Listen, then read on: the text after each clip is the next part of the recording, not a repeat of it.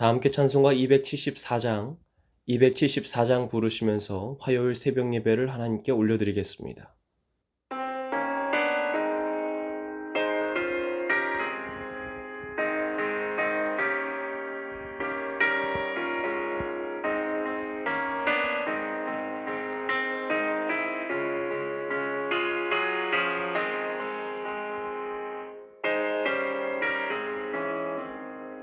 나 행한 것 죄뿐이니 주 예수께 비옵기는 나의 몸과 나의 맘을 깨끗하게 하옵소서.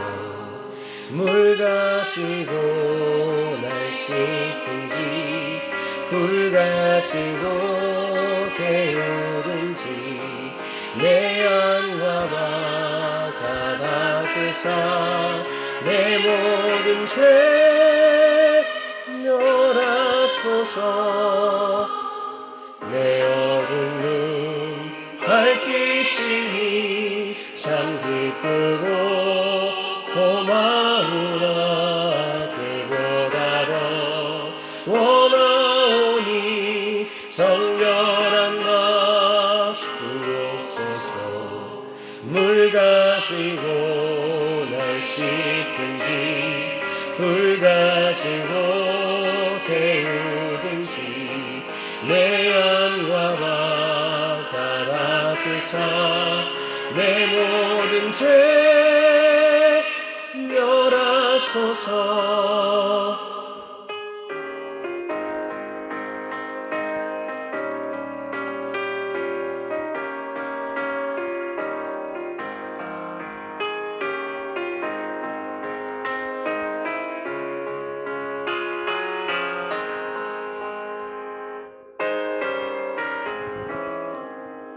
정결한 맘 그 속에서 신령한 빛이 오니 이러한 맘 나 얻으면 눈까지도 밝으리라. 물 가지고 날 씻든지 불 가지고 데우든지 내 안과 바다 닦으사 내 모든 죄 멸하소서.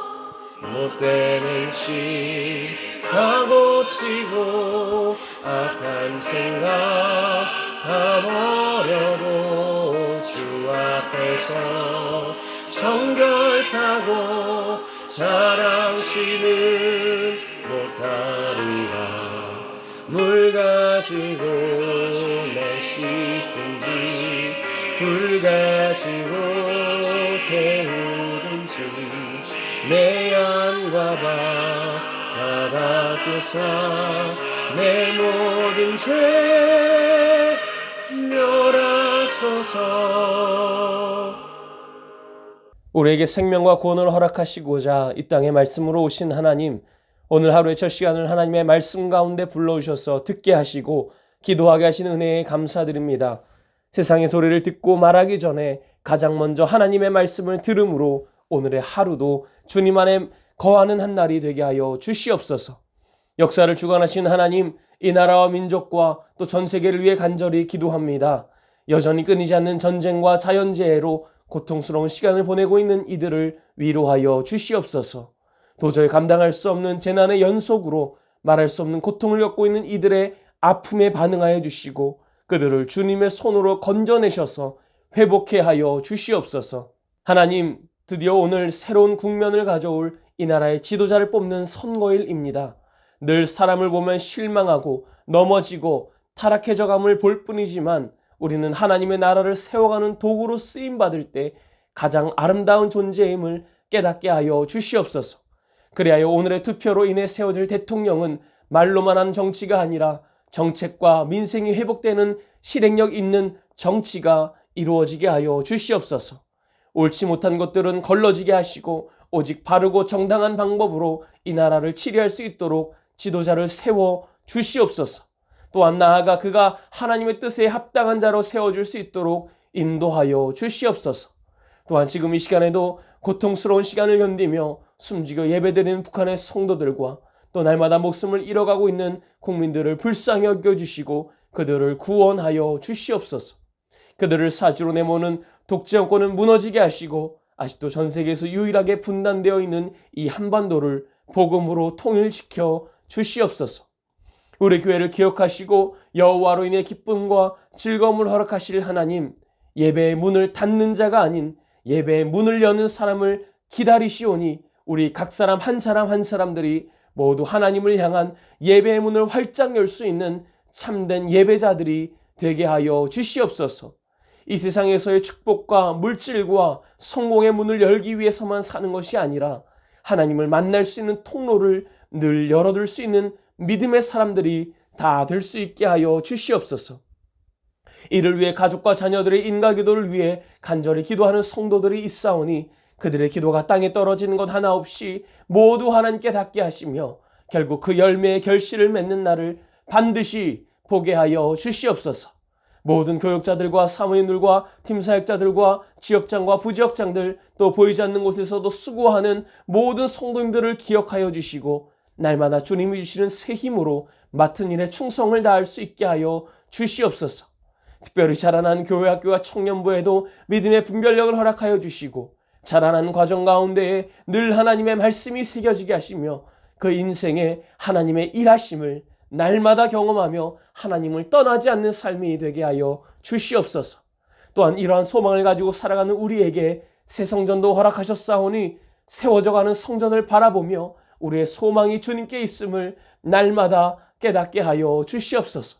그리하여 주님의 일을 충성되게 감당할 수 있는 우리 모두가 되게 하여 주시옵소서. 이를 위해 발벗고 나서서 수고하시고 고민하시고 애쓰시는 담임 목사님과 장로님들과 날마다 성전을 사모하며 각자의 삶의 자리에서 기도하시는 성도님들을 성령으로 무장시켜 주시옵소서. 그리하여 더뎌진 과정 가운데도 지치지 않게 하시고 실망하지 않게 하시고 끝까지 견뎌 이겨낼 수 있게 하여 주시옵소서.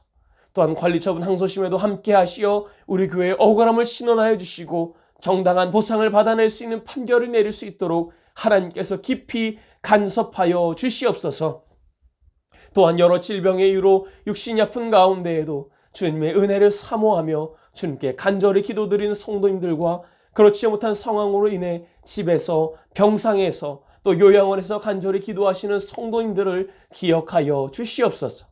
혹여나 도저히 기도할 수 없는 상황에 있는 환우들의 간절한 마음을 대신하여 기도하오니 우리의 기도에 응답하여 주시옵소서. 걱정과 근심과 염려가 우리의 몸과 마음을 지배하지 못하게 하시고 그로 인해 심령이 약하여지지 않게 하여 주시옵소서. 아무것도 염려하지 말고 다만 모든 일에 기도와 간구로 너희 구할 것을 감사함으로 하나님께 아뢰라. 그리하면 모든 지각에 뛰어난 하나님의 평강이 그리스도 예수 안에서 너희 마음과 생각을 지키시리라 말씀하신 하나님을 신뢰함으로 나아갈 수 있게 하여 주시옵소서. 오직 나사렛 예수 그리스도의 이름으로 명하노니 머리와 눈과 귀와 어깨와 허리와 무릎과 다리와 폐와 고관절이 새 것처럼 회복될지어다. 손에 찬 압과 핏물로 노환으로 당뇨로 바이러스로 심장판막으로 부정맥으로 교통사고로 고환화사로 갈비뼈의 부러짐으로 발목 인대의 끊어짐으로 척추의 협착으로 췌장의 혹으로 담낭 담석으로 뇌경색으로 결석으로 투석으로 고통당하고 있는 환우들의 아픔은 떠나갈지어다. 림프종암과 설암과 갑상선암과 흉선암과 상피암과 유방암과 대장암과 전립선암과 신장암과 방광암은 떠나갈지어다. 마음의 병으로 공황장애로 사춘기와 갱년기로 죄책감으로 넘어짐으로 외로움으로 우울증으로 불면증으로 고통을 주는 사단의 영은 떠나갈지어다. 또한 시술과 수술의 과정을 겪고 회복을 기다리는 성도님들께도 끝까지 포기하지 않는 믿음을 허락하셔서 반드시 낫게 됨을 경험케 하여 주시옵소서. 연로하신 성도님들은 그토록 간절히 바라는 새 성전에서 함께 예배드릴 수 있는 은혜 또한 허락하여 주시옵소서. 또한 육신의 질병과 관계적 어려움과 마음의 벽을 지고 있는 성도들이 있다면 그 마음을 위로하시고 보살펴 주시며 회복해 하셔서 무너진 마음을 붙잡고 일어설 수 있는 힘 또한 허락하여 주시옵소서. 우리 교회가 돕는 모든 선교지들을 위해 기도합니다. 국내와 세계 각지에서 목숨 걸고 하나님의 복음을 전하고 계시는 목사님들과 선교사님들과 그 가정들을 지켜 주시옵소서.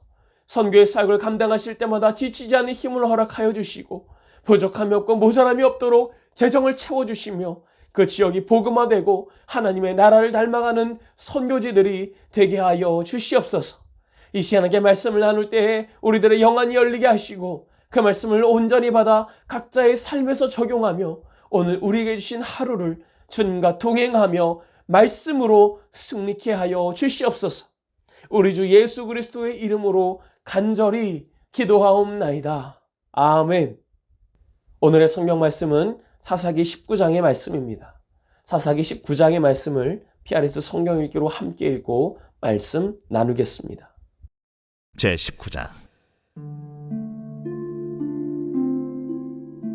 이스라엘의 왕이 없을 그때에 에브라임 산지 구석에 거류하는 어떤 레위 사람이 유다 베들레헴에서 첩을 맞이하였더니 그 첩이 행음하고 남편을 떠나 유다 베들레헴 그의 아버지의 집에 돌아가서 거기서 넉 달 동안을 지내매 그의 남편이 그 여자에게 다정하게 말하고 그를 데려오고자 하여 하인 한 사람과 나귀 2마리를 데리고 그에게로 가매 여자가 그를 인도하여 아버지의 집에 들어가니 그 여자의 아버지가 그를 보고 기뻐하니라. 그의 장인 곧 그 여자의 아버지가 그를 머물게 하매 그가 3일 동안 그와 함께 머물며 먹고 마시며 거기서 유숙하다가 넷째 날 아침에 일찍이 일어나 떠나고자 하매 그 여자의 아버지가 그의 사위에게 이르되 떡을 조금 먹고 그대의 기력을 돋운 후에 그대의 길을 가라. 두 사람이 앉아서 함께 먹고 마시매 그 여자의 아버지가 그 사람에게 이르되 청하노니 이 밤을 여기서 유숙하여 그대의 마음을 즐겁게 하라.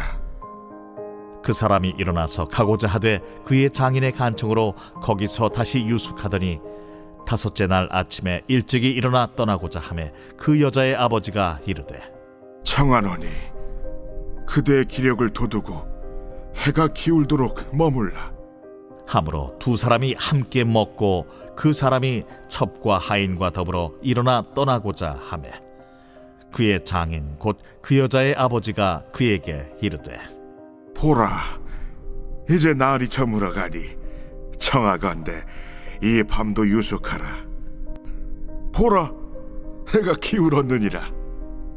그대는 여기서 유숙하여 그대의 마음을 즐겁게 하고 내일 일찍이 그대의 길을 가서 그대의 집으로 돌아가라. 그 사람이 다시 밤을 지내고자 하지 아니하여 일어나서 떠나 여부스 맞은편에 이르렀으니 여부스는 곧 예루살렘이라. 안장지운 나귀 2마리와 첩이 그와 함께 하였더라. 그들이 여부스에 가까이 갔을 때에 해가 지려 하는지라 종이 주인에게 이르되 청하건대 우리가 돌이켜 여부수 사람의 이 성읍에 들어가서 유숙하십시다. 주인이 그에게 이르되 우리가 돌이켜 이스라엘 자손에게 속하지 아니한 이방 사람의 성읍으로 들어갈 것이 아니니 기브아로 나아가리라. 우리가 기브아나 라마 중 한 곳에 가서 거기서 유숙하자 하고 모두 앞으로 나아가더니 베냐민에 속한 기브아에 가까이 이르러 해가 진지라. 기브아에 가서 유숙하려고 그리로 돌아 들어가서 성읍 넓은 거리에 앉아 있으나 그를 집으로 영접하여 유숙하게 하는 자가 없었더라. 저녁 때에 한 노인이 밭에서 일하다가 돌아오니 그 사람은 본래 에브라임 산지 사람으로서 기브아에 거류하는 자요 그곳 사람들은 베냐민 자손이더라. 노인이 눈을 들어 성읍 넓은 거리에 나그네가 있는 것을 본지라 노인이 묻되 그대는 어디로 가며 어디서 왔느냐? 그가 그에게 이르되 우리는 유다 베들레헴에서 에브라임 산지 구석으로 가나이다. 나는 그곳 사람으로서 유다 베들레헴에 갔다가 이제 여호와의 집으로 가는 중인데 나를 자기 집으로 영접하는 사람이 없나이다. 우리에게는 나귀들에게 먹일 집과 여물이 있고 나와 당신의 여종과 당신의 종인 우리들과 함께한 청년에게 먹을 양식과 포도주가 있어 무엇이든지 부족함이 없나이다. 그대는 안심하라. 그대의 쓸 것은 모두 내가 담당할 것이니 거리에서는 유숙하지 말라. 하고 그를 데리고 자기 집에 들어가서 나귀에게 먹이니 그들이 발을 씻고 먹고 마시니라. 그들이 마음을 즐겁게 할 때에 그 성읍의 불량배들이 그 집을 애워싸고 문을 두들기며 집주인 노인에게 말하여 이르되 내 집에 들어온 사람을 끌어내라. 우리가 그와 관계하리라. 아니라 내 형제들아, 청하노니 이 같은 악행을 저지르지 말라. 이 사람이 내 집에 들어왔으니 이런 망령된 일을 행하지 말라. 보라, 여기 내 처녀딸과 이 사람의 첩이 있은즉 내가 그들을 끌어내리니 너희가 그들을 욕보이든지 너희 눈에 좋은 대로 행하되 오직 이 사람에게는 이런 망령된 일을 행하지 말라.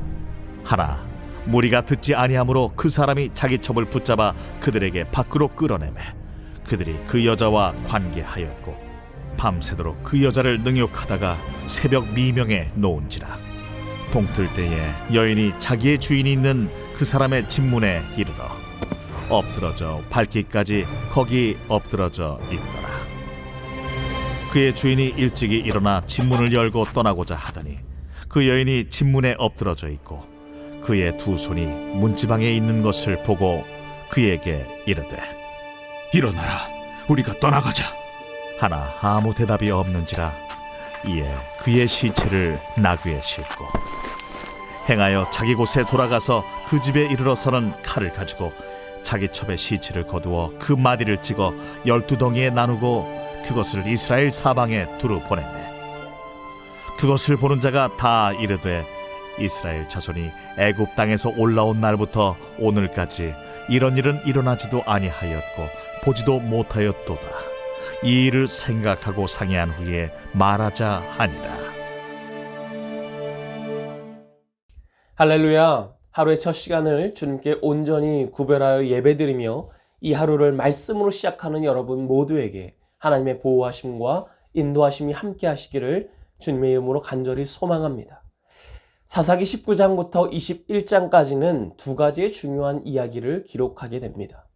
한 레위인의 첩이 기브온 주민에 의해 무참하게 능욕당하고 죽게 된 일과 또 그 일이 남편 레위인을 통해 온 이스라엘 지파에 알려지게 되고 또 그 일로 온 이스라엘 지파가 베냐민 지파와 전쟁을 하게 되는 이야기입니다. 그리고 이 사건들을 시작하고 마무리하는 문구는 그때에 이스라엘의 왕이 없어서 사람들이 각각 자기 소견에 옳은 대로 행하였다라는 것입니다. 사사기의 마지막 단락을 통해 저자가 독자들에게 전달하고자 했던 바가 무엇일까요?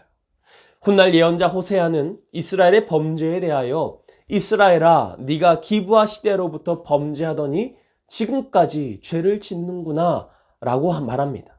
이스라엘의 범죄가 기브아의 날들로부터 시작되었다고 상기하는 겁니다. 그렇다면 기브아의 날로부터 시작된 이 범죄란 과연 무엇일까요? 사사기 저자의 평가인 사람들이 자기의 소견대로 행한 것이라는 것이 과연 무엇일까요?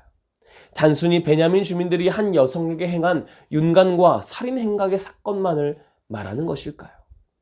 기브아 사건에 얽힌 수많은 이야기들은 매우 복잡하고 길게 엮어져 있습니다. 그런데 우리가 하나 주의해야 할 것이 있습니다. 그것은 사사기 결말에 대한 총평가입니다. 우리가 보는 성경에는 사람이 각기 자기 소견에 옳은 대로라고 번역하고 있지만 히브리어 성경에서는 성별의 구별 없이 일반적인 사람을 뜻하는 히브리어를 사용하지 않고 여자의 상대적 의미인 남자라는 단어를 쓰고 있다는 겁니다. 그래서 그것을 직역하자면 남자들이 자기 마음대로 행했다라고 읽게 됩니다. 그리고 이렇게 읽게 될 때 이 앞의 내용은 확연히 다르게 해석이 된다는 겁니다. 이후에 일어난 사건들을 보면 전부 남자들에 의해 여자들이 희생되는 이야기들을 다루고 있습니다. 이 점을 생각하면서 오늘 19장을 함께 나눠보려고 합니다. 그런데 기브아 사건에 대한 발단을 다루는 초반부터 해석의 난해함을 겪게 됩니다.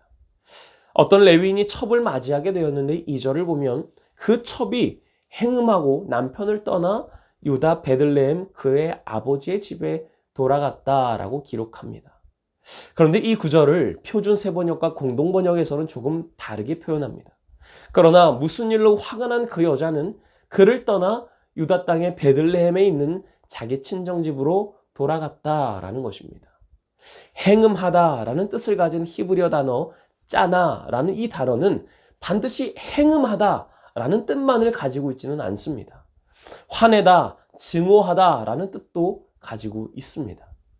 여인이 행음해서 남편의 집을 떠났다는 해석과 남편에게 있었던 어떤 문제로 인해 화가 나서 여인이 친정으로 가게 되었다는 해석, 이 해석들 중에 어느 하나를 선택했느냐 하는 것은 사사기 19장부터 21장의 전체 이야기에 있어서 매우 중요합니다. 그래서 3절을 보면 이 선택에 도움을 줄 수 있는 힌트를 하나 발견할 수 있습니다. 그의 남편이 그 여자에게 다정하게 말하고 그를 데려오고자 하여. 호세아 선지자처럼 하나님의 특별한 계시를 받지 않고서야 행음한 여인을, 그것도 본처도 아닌 첩을 데려오기 위해 친정으로 찾아가서 다정하게 말하고 데려오려고 했던 이 모습을 보면 아마도 그녀가 이 남편에게 죄를 저지른 행음의 문제가 아니라 오히려 남편으로 인한 어떤 문제로 인해 화가 나서 이 여인이 친정으로 떠나버렸다라고 해석하는 것이 더 적합해 보입니다. 그리고 아내가 떠난 지 4달이나 지나고 장인의 집을 찾아갔던 것, 또 이후에 기브아 사건을 통해 레위인이 이 아내에게 보였던 태도를 보면 이 레위인에게도 분명히 문제가 있었다라는 것을 우리는 짐작할 수 있게 됩니다. 이 전체의 문맥을 보지 않고 억울하게 죽임을 당한 여자에 대한 소개의 첫 장면에서 이미 그녀가 행음한 여자라고 단정짓는 것은 그녀를 2번 죽이는 일일 것입니다.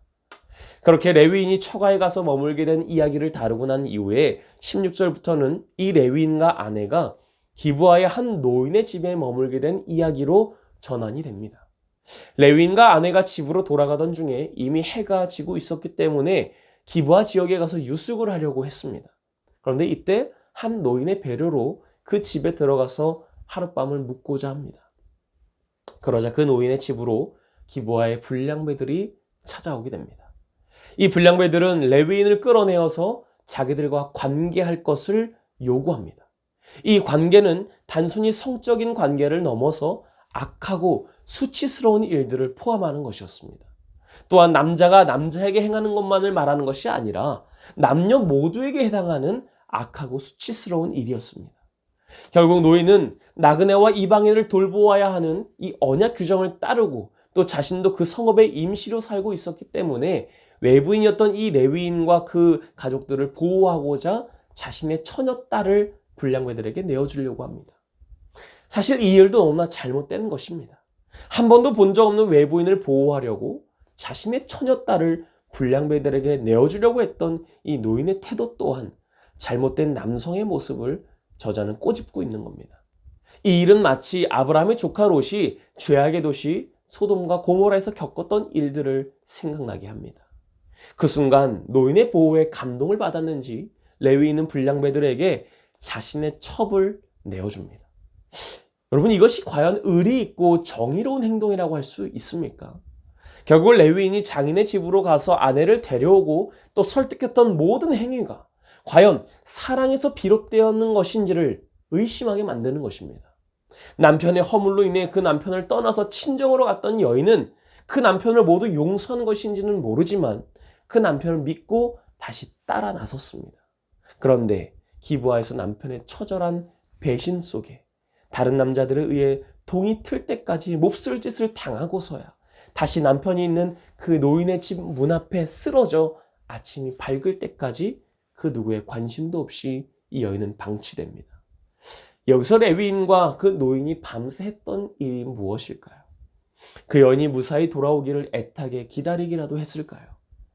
레위인은 아침에 자기 길을 떠나려고 그제야 문을 열고 쓰러져 있는 자기 첩을 발견하게 됩니다. 그렇게 처참하게 쓰러져 있는 자신의 첩을 보고 한다는 말이 일어나라, 우리가 떠나가자 였습니다. 이 레위인은 지금 그녀가 죽어 있는지도 모른다는 겁니다.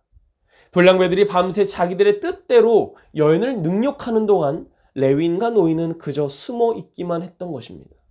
그런데 성경이 분명히 말하고자 하는 것이 있습니다.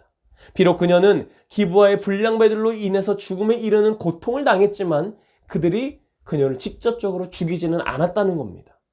이 여인은 밤새 능욕을 당한 후에도 남편이 있는 집까지 왔고 문지방을 부여잡고 쓰러졌던 겁니다. 그리고 죽을 지경에 몸을 끌다시피 하여 남편이 있는 곳으로 돌아온 여자가 날이 밝을 때까지 문지방을 붙잡고 애타게 부르짖다가 그 안에 있는 남자들의 철저한 무관심으로 인해 결국 죽게 된 겁니다. 레위인의 잔혹함은 여기서 끝나지 않습니다. 그녀의 주검을 나귀에 싣고 고향으로 돌아온 뒤에 그녀의 주검을 12토막으로 내어서 이스라엘의 모든 지파에 보냅니다.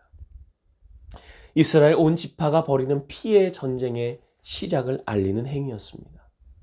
그에 따른 결과는 이스라엘의 한 지파가 사라지게 될 지경에 처하게 될 만큼 처절한 학살이었고, 또 그것을 방지하기 위해 남자들은 이후에 또다시 자기들의 뜻대로 여자들을 희생시키게 됩니다. 사랑하는 성도 여러분, 이제 20장부터는 이스라엘의 온 지파가 모여서 총회를 갖게 되는데 이 일을 주도한 사람이 레위인이었습니다. 그는 거짓말을 섞어가며 사람들로 하여금 연민을 사게 되었고, 마치 자신의 바로 옆에서 부인이 욕을 당하며 죽어갔다고, 나는 어쩔 수 없었다고 이런 식으로 이야기를 지어내게 됩니다. 그러나 더 경악을 금치 못할 일은 이 한 여인의 억울한 죽음에 대한 이야기가 뒤이어 나오는 이야기에 비하면 아무것도 아니라는 겁니다. 지금은 한 명의 여인이었지만 그 뒤에는 수백 명의 여인들의 참담한 피해상을 담고 있기 때문입니다. 그리고 이 일들을 주도하는 사람들은 모두 자기들의 뜻대로 행하는 남자들이었다는 겁니다. 저는 이 이야기를 묵상하면서 개인적으로는 너무나 가슴이 아팠고 그 책임을 회피할 수가 없었습니다. 이 사건들을 벌인 레위인과 같은 성직자, 목회자이고 또 그들과 같은 남자이기 때문입니다. 저자가 말하고자 하는 바는 당시 이스라엘이 얼마나 영적으로나 성적으로나 윤리적으로나 타락했으며 그 대상은 너나 할 것 없이 심지어 제사장 직분을 감당하던 레위인도 마찬가지였다는 것을 보여줍니다.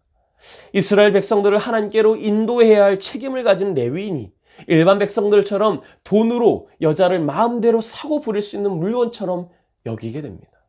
그의 첩은 기브아의 불량배들에게 버려졌다가 끝내는 사체 토막으로 온 나라에 보내져서 이스라엘의 윤리적 타락을 보여주는 물건으로 전락됩니다. 이스라엘 백성들도 마찬가지였습니다.